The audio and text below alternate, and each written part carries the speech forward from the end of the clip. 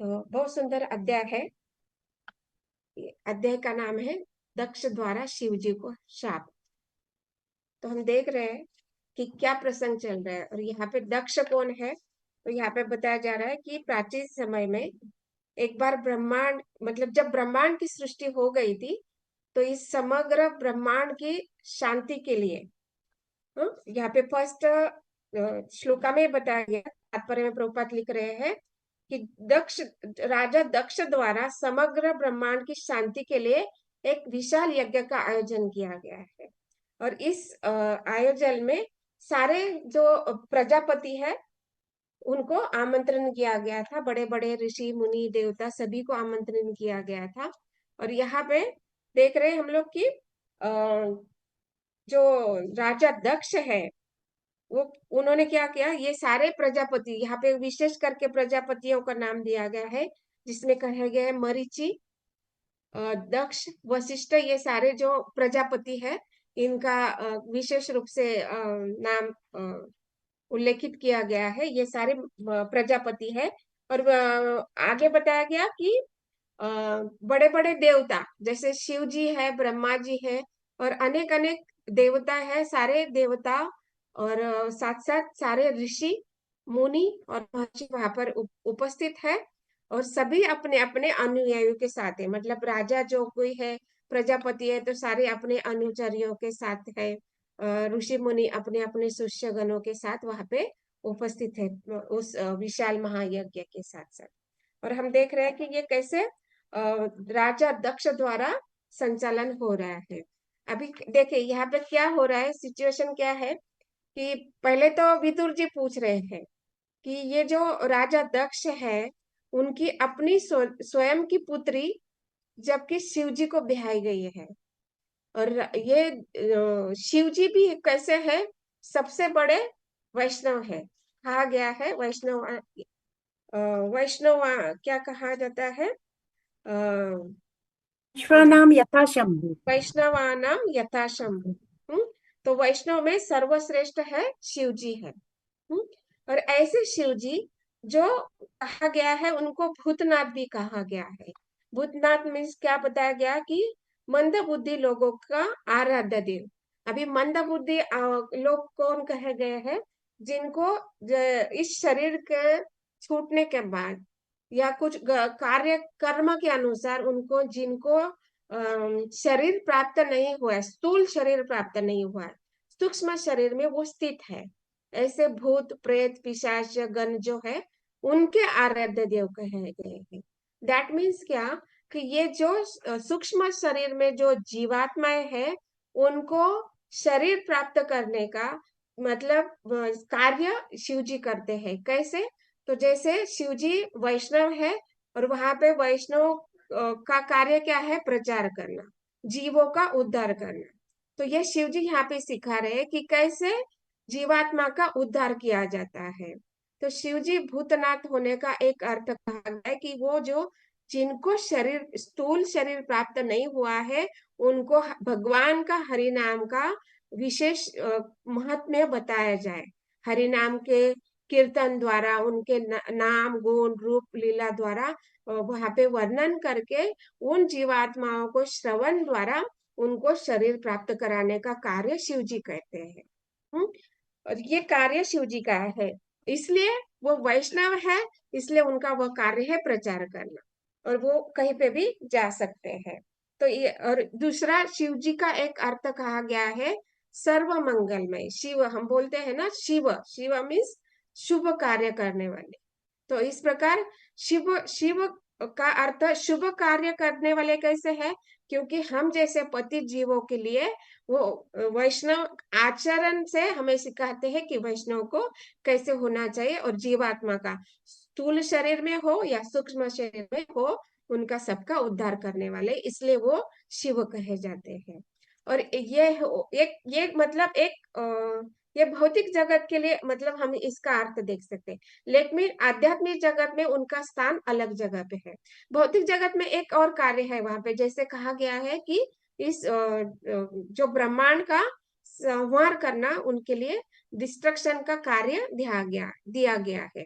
इसलिए वो जो कार्य कहा गया तो उनको एक गुण धारण करना पड़ता है। जैसे हम देखते हैं कि 3 प्रकार के गुण है, तो शिव जी के लिए तीसरा गुण जो है तमोगुण दिया गया है, क्योंकि वो इस ब्रह्मांड का संहार के लिए कार्य करते हैं। तो इसलिए इस प्रकार हम देखें इस भौतिक जगत में उनको तमोगुण का प्रतिनिधि कहा गया है। और ये हम देखते हैं कि भगवान शिव जी का एक आध्यात्मिक स्थान भी है, जिसमें हम देखते हैं कि सदाशिव लोक कहा गया है। जिसे हम इस भौतिक जगत पर देखते हैं कि सदाशिव लोक से जो भगवान शिव जी आते हैं उनको हम शंभु तत्व कहते हैं। और ये शंभु तत्व का एक विशेष अर्थ कहा गया है कि शंभु तत्व क्या है एक्चुअली। जैसे माता जी ने बहुत सुंदर तरीके से बताया है कि पहले क्या होता है, जब सृष्टि का निर्माण होता है तो सृष्टि के निर्माण के पूर्व तो केवल भगवान अकेले है, राइट। भगवान अकेले हैं, उनके अंदर में सारे जीव, सारे 24 तत्व, काल, कर्म, जीवात्माएं, सभी सभी जो विषय, इंद्रिय, जो कुछ भी सारे सृष्टि के लिए जो भी चाहिए वो शक्तियां, सभी देवता, सब कुछ भगवान विष्णु में स्थित होते हैं। अभी भगवान मतलब भगवान कृष्ण में स्थित होते हैं। भगवान इच्छा करते हैं कि जो जीवात्मा फंसे हैं उनको शरीर प्राप्त होना चाहिए, या उनको वापस भगवत धाम लेके आना है, तो इसलिए अपने आप में वो विस्तार करते हैं महाविष्णु में। अभी जब महाविष्णु में वो विस्तार करते हैं तो वहां पे वो योग निद्रा में लेटे रहते हैं। कहाँ पे? कारणोदक शाही कारणोदक सागर में लेटे हुए हैं, और अनंत शेष पर लेटे हुए हैं। तो वो जब योग निद्रा में लेटे हुए तो अपने आप को वो अकेला महसूस कर रहे हैं। मतलब कुछ तो उनको, ऐसे तो भगवान आत्माराम है लेकिन फिर भी वो कुछ लीला करना चाहते हैं, कुछ ऐसे कुछ एक्स्ट्रा एक्साइटिंग होना चाहिए ना। अकेले अकेले रह के उब जाते हैं ऐसे। मतलब ऐसे बताया गया है कि जो आचार्य है वो कहते हैं कि भगवान को अपूर्णता लगता है, कुछ एक्साइटमेंट होना चाहिए। अकेले के मैं अभी योग निद्रा से उब गया हूँ, तो इसलिए वो अपूर्णता का अनुभव करते हैं, तो अपने आप को वो रमा देवी में विस्तार करते हैं। तो वहां पे रमा देवी प्रकट हो जाती है। तो रमा देवी का तो कार्य है भगवान की सेवा करना, तो वो भगवान के चरणों में बैठ के भगवान की सेवा करती है। अभी भगवान सोच रहे हैं कि ये जो जीवात्मा फंसे हुए हैं तो इनके लिए सृष्टि करनी चाहिए। तो भगवान क्या करते हैं, जब रमा देवी वहां पे उपस्थित है और वो रमन करते हैं, तो वो दृष्टिपात के द्वारा जो जीवात्मा है, काल तत्व है, समग्र ये जो शक्तियां है भगवान की, 3 प्रकार की शक्तियां, जिसमें जीवात्मा मतलब तटस्थ शक्ति, अंतरंगा, बहिरंगा शक्ति, सारे प्रकार के उनके कर्म, गुण, स्वभाव, ये सारा कुछ है, और समय, ये सारे जो है दृष्टिपात करते हैं। तो यहाँ पे जो बताया जाता है, ये जो दृष्टिपात हो रहा है, ये कैसा हो रहा है, ये आध्यात्मिक स्तर पर है। तो यहाँ पे भगवान को यूनियन करने की आवश्यकता नहीं है, केवल दृष्टिपात से वो जो भी सब कुछ सृष्टि के लिए जो कुछ चीजें आवश्यक है वो रमा देवी को दे देते हैं। अभी रमा देवी के पास वो शक्तियां सारी, इंग्रेडिएंट जो हम कहते हैं वो सारे आ गए हैं। अभी रमा देवी के साथ साथ हम देखते हैं कि भगवान महाविष्णु के साथ उनकी बहिरंगा शक्ति भी है, और वो बहिरंगा शक्ति जो है वो सुप्त अवस्था में है। लेकिन अभी वो कैसे है, एज अ मेड सर्वेंट कहेंगे, आचार्य बताते हैं कि वो मेड सर्वेंट है। तो वो जब ये रमन हो रहा है यहाँ पे, तो वो उनका अभी कार्य शुरू हो रहा है। जो बहिरंगा शक्ति वहां पे सुप्त अवस्था में है, अभी उनका कार्य शुरू हो रहा है। कैसे? कि ये जो रमा देवी के पास भगवान के दृष्टिपात द्वारा जो कुछ इंग्रेडिएंट प्राप्त हो चुके हैं, वो इंग्रेडिएंट अभी रमा देवी दुर्गा देवी को प्रदान करने वाली है। तो जब रमा देवी दुर्गा देवी को यह शक्तियां प्रदान करती है, तो वहां पे रमा देवी से एक ग्लांस, मतलब एक किरण, जो बोलते हैं हम दृष्टिपात, जैसे भगवान विष्णु ने रमा देवी पे, महाविष्णु ने रमा देवी को किया था, वही रिफ्लेक्शन, वही दृष्टिपात रमा देवी दुर्गा देवी को देती है। और ये जो दृष्टिपात जो कहा गया ना, ये जो लाइट कहा गया है, उसको शंभु तत्व कहा गया है। इसलिए ये जो शंभु तत्व जो है, ये शंभु जो है यहाँ पे, ये ना तो विष्णु तत्व है, ना ही जीव तत्व है। इसलिए वो स्पेशल कैरेक्टर कहा गया है, स्पेशल तत्व शिव तत्व कहा गया है। और ये शिव तत्व जब दुर्गा देवी को मिलता है तब वहां पे रियल यूनियन वहां पे होता है, और वो सब कुछ दुर्गा देवी को मतलब बहिरंगा शक्ति को प्राप्त होता है। और ये सब कुछ जो क्रिया हो रही है ये सब आध्यात्मिक जगत में हो रही है। और जब शंभु तत्व दुर्गा देवी से यूनियन करते हैं उसके बाद सारी सृष्टि का वहां पे निर्माण होने वाला है। और उसके बाद जब ये सारे पदार्थ जो दुर्गा देवी को मिल जाते हैं, दुर्गा देवी को प्राप्त हो जाते हैं, तब अभी वो वहां पे सारी प्रकृति हो गई। अभी नेक्स्ट क्या हो जाता है कि जो भगवान कृष्ण है अपने आप को गर्भोदकशाही विष्णु में विस्तारित करते हैं, और फिर गर्भोदकशाही विस्तार अपने आप को उनका जब प्राकट्य होता है तो उनसे नाभि से कमल निकलता है, और कमल निकलने के बाद फिर ब्रह्मा जी आते हैं, और फिर ब्रह्मा जी उस प्रकृति द्वारा जो उनके पास जो इंग्रेडिएंट प्राप्त हो चुके हैं महाविष्णु द्वारा, वाया रमा देवी द्वारा, शंभु तत्व द्वारा जो कुछ इंग्रेडिएंट उनको प्राप्त हो चुके हैं उनको लेकर ब्रह्मा जी अभी क्रिएशन करें। तो इस प्रकार हम देखते हैं कि शिव जी का स्थान क्या है और ब्रह्मा जी का स्थान क्या है। मतलब हम बोलते हैं कि इस सृष्टि के लिए ब्रह्मा जी क्रिएशन कर रहे हैं, लेकिन ब्रह्मा जी से पहले ही शिव जी आते हैं। समझ रहे हैं ना आप लोग ये? मतलब शिव जी का तत्व पहले आता है, बाद में ब्रह्मा जी आते हैं। शिव जी कब आ गए हैं? जब रमा देवी दुर्गा देवी पर दृष्टिपात करते हैं, जो इंग्रेडिएंट प्रदान करते हैं, उस दृष्टिपात को शंभु शंभु तत्व का है, शिव जी तत्व कहा गया है। तो शिव जी पहले आते हैं, और फिर गर्भोदकशाही जब अपने आप को प्रकट विस्तारित कर लेते हैं, तब ब्रह्मा जी उस कमल नाम में आते हैं। तो जो ब्रह्मा जी है वो जीव तत्व है, और जो शिव जी है वो शिव तत्व अलग है। तो वो विष्णु तत्व भी नहीं है और जीव तत्व भी नहीं है। तो इस प्रकार हम देखते हैं कि शिव जी का एक अलग स्थान है और ब्रह्मा जी का अलग स्थान है। ब्रह्मा जी जीव तत्व कहे जाते हैं और शिव जी शिव तत्व है।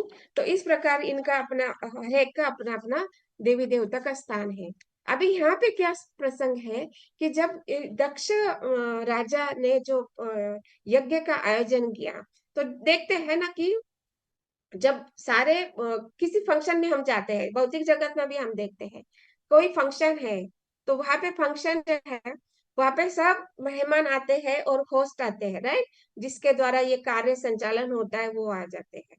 तो एज अ रिस्पेक्ट हम क्या करते हैं कि वो आ गए तो हम खड़े हो जाते हैं, राइट। मतलब जैसे हम लोग अभी क्लास में है तो महाराज आ रहे हैं, तो हम क्या करते हैं, महाराज को आकर आते हुए देखकर तुरंत हम उनके सम्मान में हम उठकर खड़े हो जाते हैं, उनको प्रणाम करते हैं। उसी प्रकार यहाँ पे सिचुएशन क्या है कि जब दक्ष आ रहे हैं तो सारे देवी देवता ऋषि मुनि अपने अनुयायी के साथ वहां पे उठकर खड़े होते हैं और उनको प्रणाम करते हैं। यहाँ तक कि ब्रह्मा जी भी उठकर दक्ष महाराज को प्रणाम करते हैं। और ये दक्ष कौन है? अभी देखिए दक्ष कौन है, ये ब्रह्मा जी के ही पुत्र है। क्योंकि एक प्रजापतियों में से एक है। और यहाँ पे दिखाया जा रहा है कि ब्रह्मा जी भी उनको प्रणाम कर रहे हैं। लेकिन यहाँ पे सिचुएशन क्या हो रहा है कि शिव जी उनको प्रणाम नहीं करते हैं, यहाँ तक वो अपने आसन से उठते भी नहीं है। यहाँ पे बताया गया ना, कौन सा श्लोक है वो?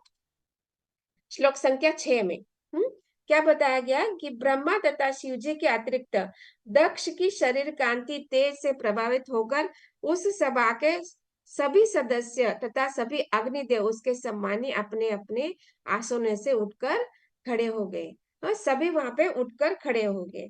लेकिन आगे के श्लोक में क्या बताया गया कि किंतु आसन ग्रहण करने के पूर्व शिवजी को बैठा हुआ और उन्हें सम्मान न प्रदर्शित करते हुए देखकर दक्ष ने इसे अपमान समझा। दैट मीन्स यहाँ पे क्या बताया जा रहा है कि दक्ष प्रजापति को सभी ने प्रणाम किया, स्वागत किया। यहाँ तक उन्होंने दक्ष महाराज ने ब्रह्मा जी को प्रणाम भी किया जब वो आए। लेकिन उस समय उन्होंने शिव जी को प्रणाम नहीं किया। लिटरली वहां पे बताया गया कि ब्रह्मा जी को ही प्रणाम किया गया, शिव जी को उन्होंने प्रणाम नहीं किया।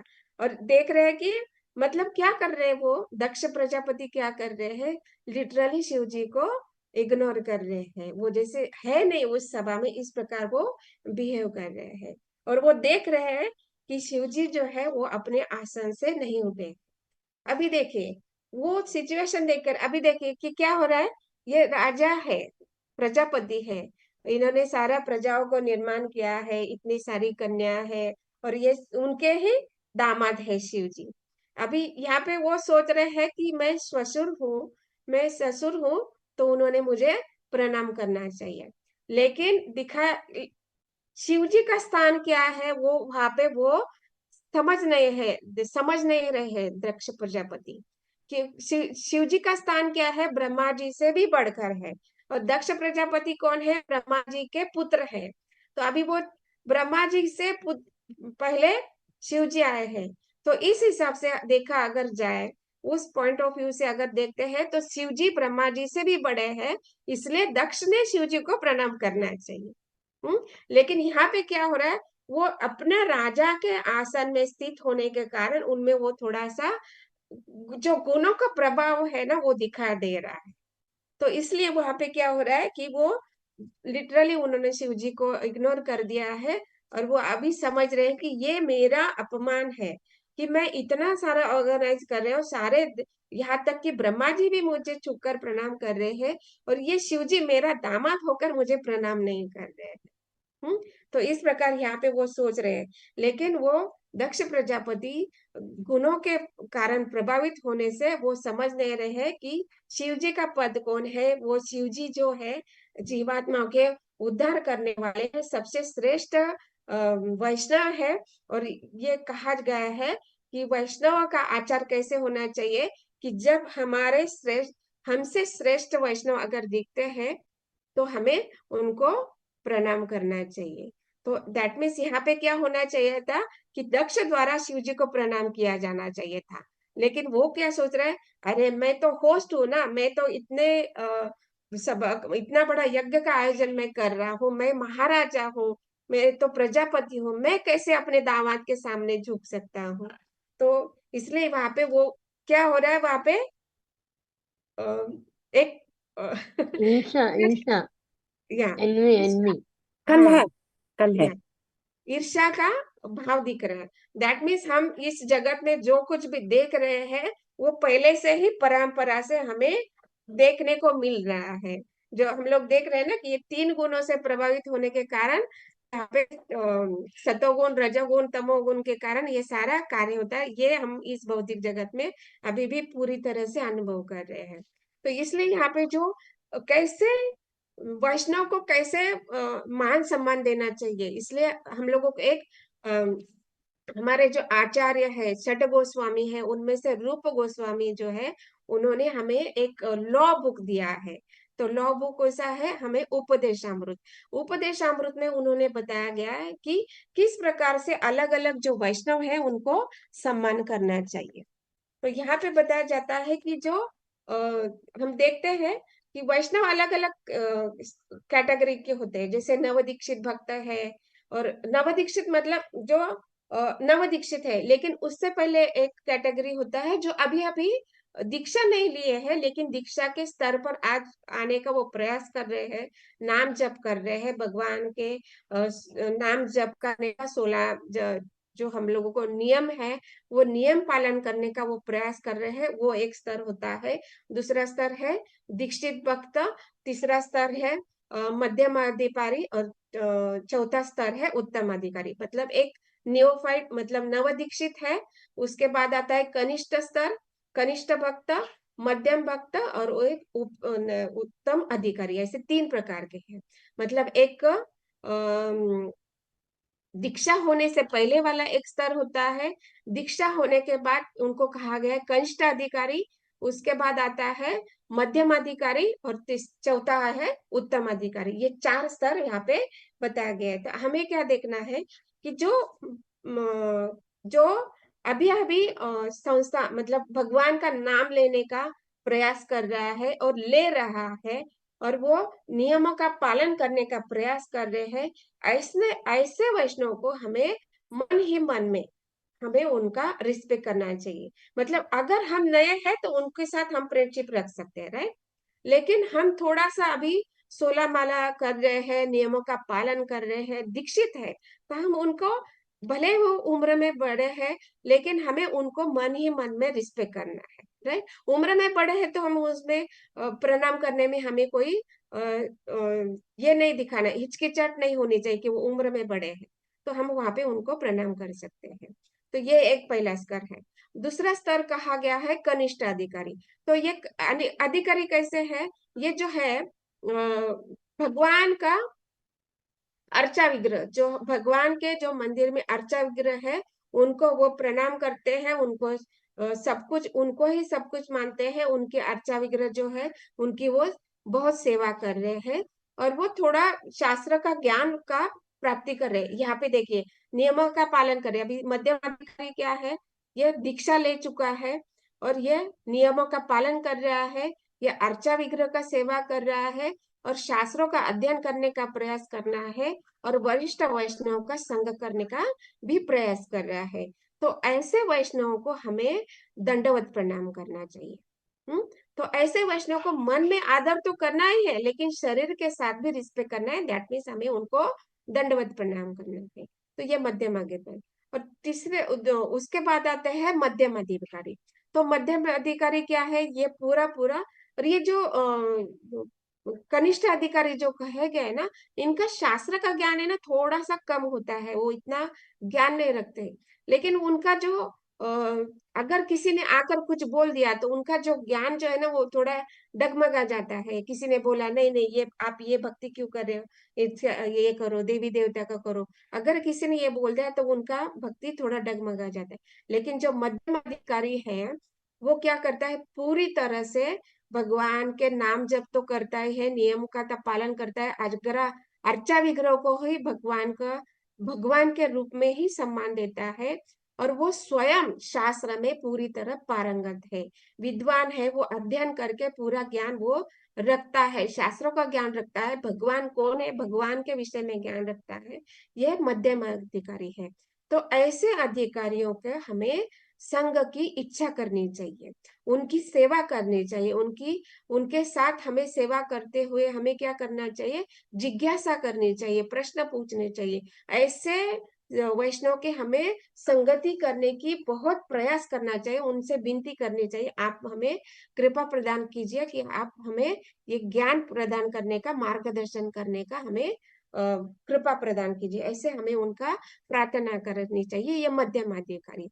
और ये मध्यम अधिकारी जो है, ये सभी को भगवान के जीवों के, मतलब भगवान के अंश के स्तर पर देखते हैं।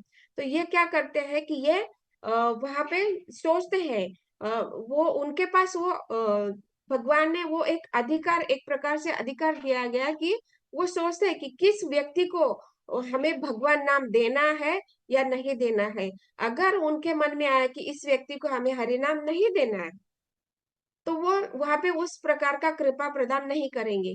क्यों? क्योंकि वो जिस व्यक्ति का वो कृपा प्रदान नहीं करना चाहते हैं, क्योंकि वो ना तो शुद्धता का पालन करता है, मतलब अंतर शुद्धिकरण दोनों प्रकार से, अंतर और बाह्य दोनों प्रकार से, ना तो नियम पालन करने में वो कोई उत्सुकता आगे भी नहीं दिखा सकता है। भले ही वो थोड़े टाइम के लिए दिखाएगा, लेकिन आगे नहीं दिखा सकता, इसलिए वो उसके ऊपर वो कृपा प्रदान नहीं करते हैं। तो इसके लिए ये मध्यम अधिकारी है ना, तो ये मैत्री, कृपा, अपेक्षा और ये कृपा, ऐसे तीन प्रकार के वो संगति दे सकता है। तो वो भक्तों के साथ मैत्री कर सकते हैं, ये कृपा प्रदान कर सकते हैं, और वो किसी की उपेक्षा भी कर सकते हैं, मध्यम प्रकार के अधिकारी। और ऐसे अधिकारियों की संगति हमें प्राप्त करने की इच्छा करनी चाहिए, भगवान से प्रार्थना करना चाहिए, और उस वैष्णव से हमें प्रार्थना करनी चाहिए कि ऐसी संगति हमें आपकी कृपा कीजिए करके। ये हो गया मध्यम अधिकारी। अभी थर्ड कैटेगरी क्या है? उत्तम अधिकारी। अभी ये उत्तम अधिकारी क्या है? ये अत्यंत उत्तम स्थिति पर है, मतलब पूरा पूरा ज्ञान रख रहे हैं, और पूरा पूरा भगवान के नाम में ही ये है, स्थित है। तो इनको क्या कहा गया है? परमहंस के स्तर पर है। परम नारायण परायण मतलब पूरी तरह से वो भगवान पर निर्भर है। मतलब शारीरिक स्तर पर भी उनको कोई चिंता नहीं है, मानसिक स्तर पर भी वो पूर्ण कृष्ण भावना भावित है। तो इनका ज्ञान तो पूरा है, उनका आचरण पूर्ण तरह से भगवान के द्वारा ही निर्देशित होता है। और ये परमहंस के स्तर पर हमें इनकी संगति की इच्छा करनी चाहिए और उनसे प्रार्थना करनी चाहिए कि आप हमें कृपा प्रदान करनी चाहिए। और इनके जो ऐसे भक्त भले ही वो किसी भी अवस्था में क्यों न हो, मतलब वो शारीरिक अवस्था हो या मानसिक अवस्था हम देख नहीं सकते उनके, राइट। लेकिन कहा जाता है कि भले उनके शरीर में अलग अलग प्रकार के व्याधि या विकार भी दिखाई देते हो, लेकिन उनको हमें उनकी निंदा नहीं करनी चाहिए। उनका निंदा करने से हमारा पतन हो सकता है। इसलिए ऐसे उच्च वैष्णव जो है उनकी निंदा नहीं करनी चाहिए। भले ही वो शरीर से अशुद्ध लगे रहे हो, लेकिन वो कैसे होते हैं, वो मानसिक स्तर पर पूरी तरह से शुद्ध है और भगवान से जुड़े हुए हैं पूरी तरह से। जैसे हम देख रहे हैं कि यहाँ पे शिव जी का बहुत सुंदर उदाहरण दिया जा रहा है। ये शिव जी कैसे है, अत्यंत परमहंस स्तर पर है। क्यों? क्योंकि वो पूर्ण रूप से भगवान का ही चिंतन करते हैं। हम देखते हैं वो शिव जी जो है किसी प्रकार का अपेक्षा नहीं रखते, हमेशा भगवान की कथा करते रहते हैं। माता पार्वती को हमेशा ही भगवान की गुणगान, लीला, रूप, माधुरी का वर्णन करते रहते हैं, हमेशा गुणगान में रहते हैं। और हम देखते हैं कि वो कैलाश पर्वत पर बैठे एकांत स्थान में भगवान का ही, विष्णु का ही स्मरण करते रहते हैं। रुद्राक्ष का जपमाला लेकर वो भगवान का स्मरण करते रहते हैं। और देखते हैं कि उनको बताया जा रहा है कि कैसे शिवजी आसक्ति रहित बिना घर के, मतलब एक पेड़ के नीचे वो रह सकते हैं। दैट मीन्स वो कैसे है, कोई गृहस्थ है, उनके पत्नी है, बच्चे हैं, तो वो घर के लिए इच्छा करेगा ना। लेकिन शिव जी यहाँ पे दिखाया जा रहा है कि वो पत्नी है, बच्चे हैं, लेकिन वो घर की भी अपेक्षा नहीं रखते हैं। दैट मीन्स वो पूरी तरह से परमहंस स्तर पर है, किसी प्रकार की आसक्ति नहीं है। और यहाँ पे बताया जा रहा है कि जो शिव जी है कैसे है, कहाँ पे उनका बहुत जगह बताया जाता है कि वो स्मशान भूमि पर भी रहने को वो रह सकते हैं। हम देखते हैं कि उनके गलों में क्या होता है, एक तो सर्प होते हैं, राइट। दूसरी बात क्या है, उनके गले में नर मुंड की माला होती है। अभी नर मुंड की माला पहनने वाला शुद्ध हो सकता है क्या? नहीं हो सकता ना। जो हम लोग देखिए, किसी का डेथ हो जाता है, हम जब स्मशान भूमि जाते हैं तो आने के बाद तुरंत हमें अपने आप को शुद्ध करना होता है, राइट। तो हम तुरंत कहीं पे भी स्पर्श नहीं करते, सीधा बाथरूम में जाके स्नान करते हैं, राइट। तो और यहाँ पे शिव जी बताया जा रहा है कि शिव जी कहाँ पे रहते हैं, स्मशान भूमि में रहते हैं। वहां पे जो रक्षा पड़ी हुई है वो भस्म के रूप में अपने शरीर को लगा लेते हैं। और वो नरमुंड की माला पहने हुए हैं। और उनके गण कौन है, भूत प्रेत आदि गण होते हैं। तो इसलिए यहाँ पे हम लोगों ने देखा ना कि सारे जो ऋषि मुनि है सब अपने अपने गणों के सहित आए हैं। दैट मीन्स जब शिव जी आए हैं तो शिव जी भी तो अपने गणों के साथ आए हैं ना। और शिव जी के गण कौन है, भूत प्रेत पिशाच डाकिन और कौन, अलग अलग कौन कौन है कैटेगरी, वो सारे उनके साथ उपस्थित है ना।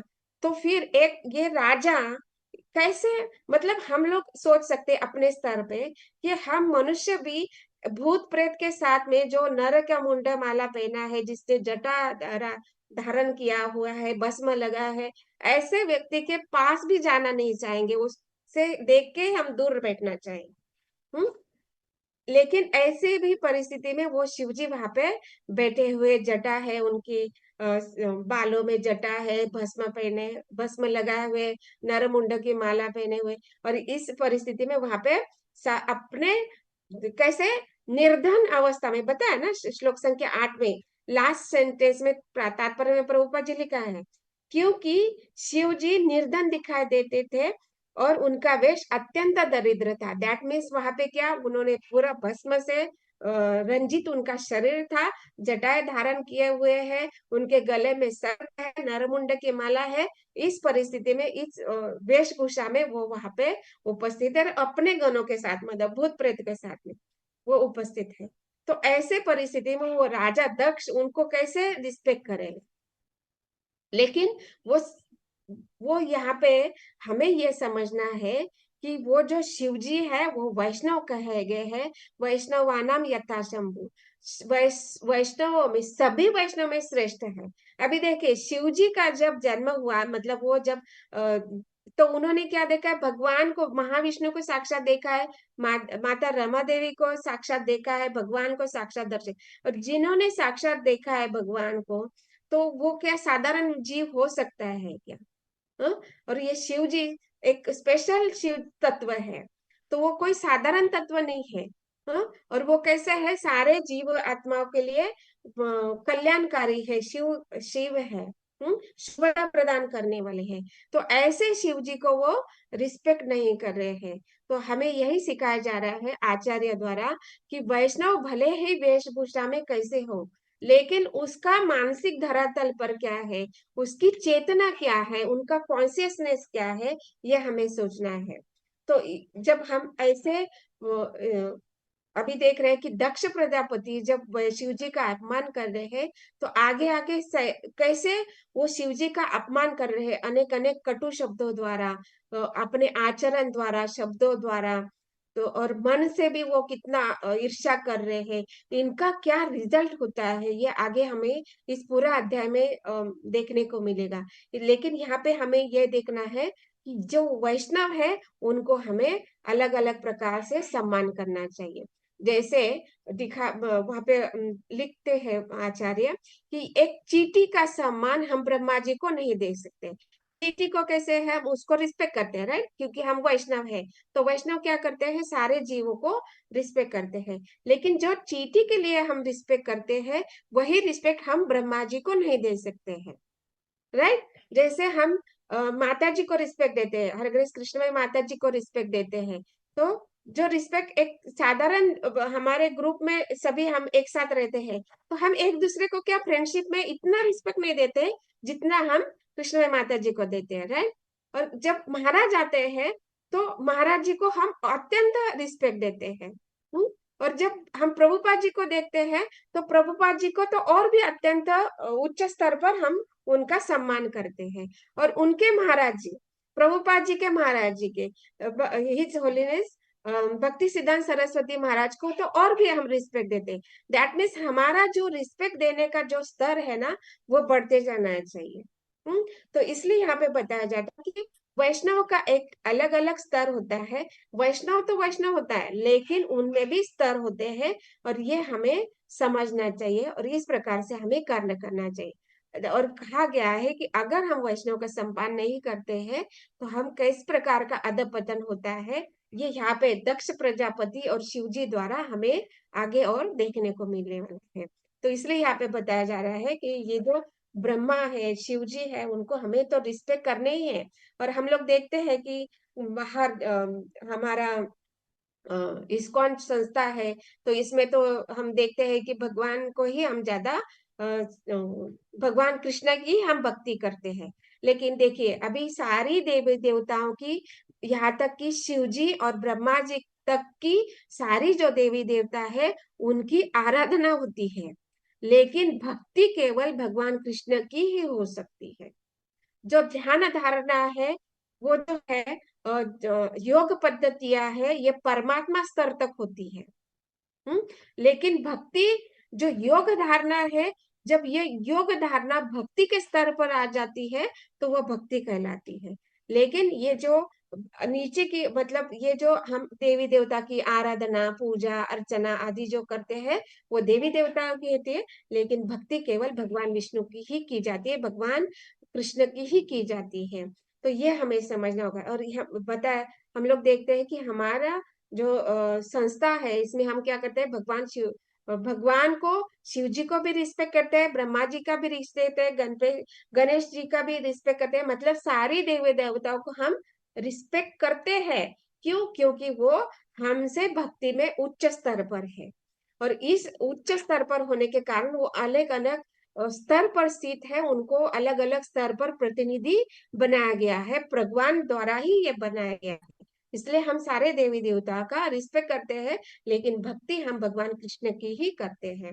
और यहाँ पे बताया जा रहा है कि इन देवी देवताओं का भी हम अगर अनादर करते हैं तो हमारा भक्ति में पतन हो सकता है।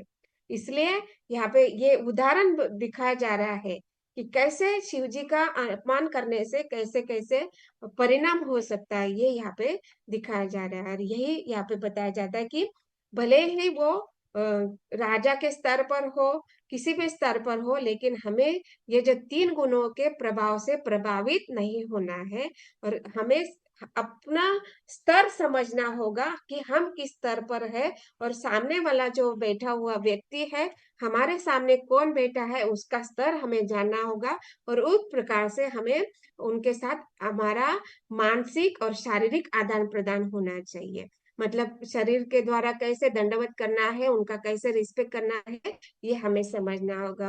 और यही बात यहाँ पे बताया जा रहा है, और इनका आगे और भी डिटेल में वर्णन आएगा कि कैसे राजा महा प्रजापति दक्ष शिव जी का अपमान करते हैं शब्दों द्वारा, मन के द्वारा, और अलग अलग प्रकार से कैसे अपमान, और इसका भयंकर परिणाम होता है। तो इसलिए हमें ये समझना होगा कि वैष्णव का हमें रिस्पेक्ट करना है। तो ग्रंथराज श्रीमद् भागवतम की जय, श्रील प्रभुपाद की जय। ओम तत्सत।